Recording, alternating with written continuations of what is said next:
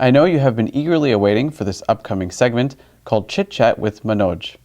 Trust me, a great number of your emails are also interesting and encouraging regarding this segment. We thank Mr. Manoj Singh for his creativity, his magical thoughts, and his amazing ideas on Chit Chat with Manoj. Chit Chat with Manoj is a portion that's written, directed, and hosted by Mr. Manoj Singh, the CEO of Caesar Productions. His quote this week is, "It's time to ponder." His chief guest is a White House correspondent, Mr. Tejinder Singh. Let's catch these two gentlemen in their chit-chat mode. Welcome to Chit Chat. I'm Manoj Singh. Hello, Adab, Namaste. Today I'm going to interview a very interesting person, Tejinder Singh. He's a journalist at the White House. He covers State Department and also Pentagon. Let me briefly first go through his resume, very impressive resume. He's a documentary maker, is a founder and editor of India America Today, an independent media organization and news provider based in DC. In short, we also call him Teji. Teji also works for Times Now TV and India's premier English news channel. He has lived in India, Switzerland, Germany, Greece, Belgium. Teji worked with the BBC TV, Reuters, the European Weekly, Radio Free Europe and Radio Liberty, Aaj Tak TV, Headlines TV, Headlines Today TV, and All India Radio, among others. He is fluent in many languages, to name few, Greek, Hindi, Punjabi, Bengali, Urdu, and also French and Flemish. He's a very active journalist. Teji was the National Press Club's chair for the Powerful Newsmakers Committee for 2010. He currently serves on many committees like the Newsmaker, the Broadcast, and the International Correspondents Committee. Now, first question to you, Teji, is, and always very curious about, all the different professions, is in short, tell us about a day in the life of a journalist. I mean, you get up in the morning and here you have all these Google alerts. What goes through your mind? How will your day be shaped? What story you're going to work on? For a journalist, there are different ways, because if you are a journalist on a particular beat, then you are focused on that beat. But for me, I have come a long way. So I am basically working 24/7. Like 1 o'clock in the night, the phone rings from India and they say in 15 minutes you are going to go live via Skype. And so it is a 24/7 thing. But as you very rightly mentioned, Google has made a lot of changes in our lives. We have these Google alerts which immediately tells us something is happening and we immediately come to know. And my usual is I go to bed around 2 o'clock or 2:30 and then I'm up by around 7. And there is never a dull moment in life. There's always something happening, and this internet has brought us so close together. So tell us about one of the most amazing and also, one of the, I wouldn't call it worst, but it could be war you have covered, stories which have stuck through your mind, which was a life-changing event for you, or you learned so much about it that it embodies Tejinder of today. There was when I was working with BBC in 1996, there was a ship Johan that sank in the chill waters of Mediterranean, killing more than 280 South Asians. And then for 2 years we worked on that, we tracked the ship and all that. And I interviewed some of the survivors. Like one boy was from Punjab, around just 17 years old, and he went through that, so that human smuggling story was quite a shock. There was another one, I traveled through the Balkans Kosovo, Serbia, Bosnia, and found that the Wahhabism, the form of Islam, is changing that region. And I came back and wrote about it. And in Brussels, I remember that in the evening I got a phone call from my publisher, and he said, "Where are you?" I said, "I'm home." He said, "Close your windows, close." I said, "Why?" He said, the phones are not stopping ringing here. The death threats, this, that. We were just laughing, but that, for my family, for others, that was quite a bit of tension. Yep, I can see that. What I see also on TV, some of the journalists who cover the war and all, how dangerous it is, or even religious issues sometimes. So these days, most of the time, I see and CNN and all, they have this catchy headlines. I mean, it's called sensational journalism, and mostly negative stories. And why? And what is your thought on that?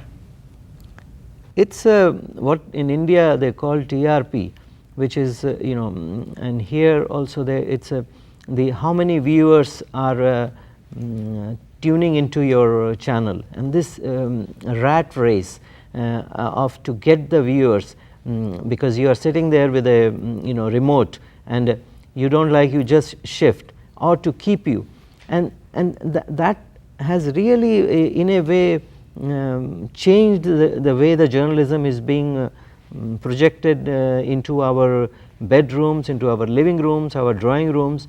I remember when Shah Rukh Khan was stopped last time here, and then all night long, every few hours I was going live on, that time I was working with Aaj Tak and Headlines Today, and the Indians sitting in India were trying to bring it out that the TSA is doing it because of race or something, and I said, it is not that way. It is what I am not going to say to sensationalize something. I am going to say what on ground I am seeing. Yes, yeah. And so we talked about this, changing a topic a little bit right before we started this interview, about the upcoming Indian elections, and then you mentioned, I think now maybe in April. So what is your thought on that? And there's a very interesting developments which have happened. There was a time when we thought Modi was quite obvious, and now Kejriwal is also formed a sort of a third angle in all of this Aam Aadmi Party. So, but one thing is for sure, because I also traveled to India recently, that decline of Congress was quite obvious. At least they won't form the government. That's actually that's the perception I got. But let's see. What is your thought? Predicting the results of any election, it's impossible till the last vote has been cast, and once that vote has been cast, then starts the process of swing votes and predictions and all. But as you very rightly mentioned that Arvind Kejriwal, I am from IIT Kharagpur, and Arvind Kejriwal is from IIT Kharagpur, 1989 Mechanical Engineering, Nehru Hall, and he is very, very honest person. This we know, but there is the politics is a dirty word, and it's a dirty environment, and to clean that up, it will take some time, and money plays a big role in politics. You can see it in US, millions you can see, and with, as you mentioned about Mr. Narendra Modi, he has a very good machinery which is very active on social media, and which is doing wonders. But then again, and you were very right about the decline of Congress. Corruption, power corrupts, and absolute power corrupts absolutely, and that is happening. Yeah, what my impression in the recent trip to India was, I thought, at least in certain sectors, that we were going backward, especially corruption. It's quite ingrained, and people are becoming more religious. I think some of these TV serials have done, at least from my perspective, injustice. They have started talking about certain Hindu rituals that I never even thought about. And to give you a short example, I was talking to one of my attorneys. He had 2 cell phones, and every time if it rang, there was a bhajan on it, and I had to listen to that for 15-20 minutes every few seconds. So I don't know. That's my perspective. What do you think? I mean, the attitude of people, corruption. I mean, just a few people owning Mercedes or expensive properties or being, rich doesn't reflect the whole society. You're very right in that last sentence, that it doesn't reflect. And the best part is then when you have this Anna Hazare or Kejriwal or these people taking out this morcha or a fight against corruption, and there are these thousands of people who are following them or coming out on the streets, but these same people themselves in their offices or in their day to day life will not hesitate to take a small bribe. The corruption is so ingrained. When last year I went 4 times to India, I did 4 documentaries, and it's just amazing. And there is one 4-word sentence that is repeatedly I have heard, "Isme mera kya hai?" What is there in it for me, for me, or for my children, I mean, I am going there just to, talk about my own property to sell. But there are 5 people in the office trying to see how much is he benefiting, and what can I benefit from out of it. Yes. I mean, and over here, real estate is so simple. You go online, you talk to a real estate agent, there's title insurance, there's settlement attorneys, everything is clean. Just switching on, because we have less time, very quickly to another question. What is your opinion about the South Asian community in the US? What are they doing right, and what are the things they can work on?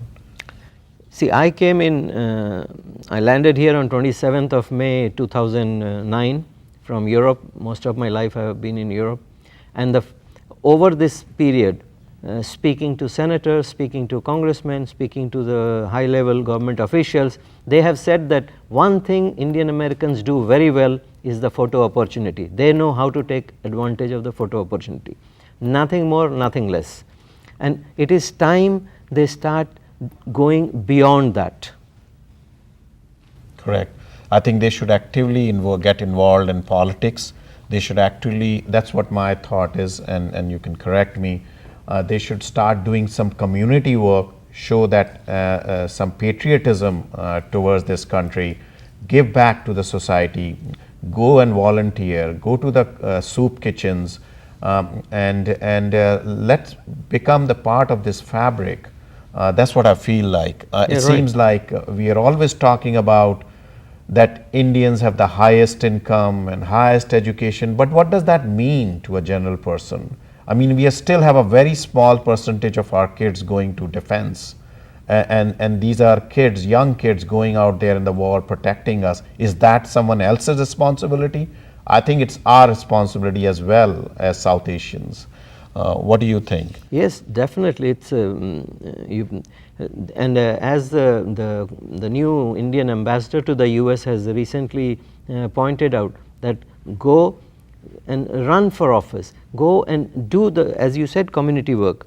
We can see President Obama, what he did. He went to Chicago and did community service, and that's how our kids are going to MIT, they are going to, but what about leadership?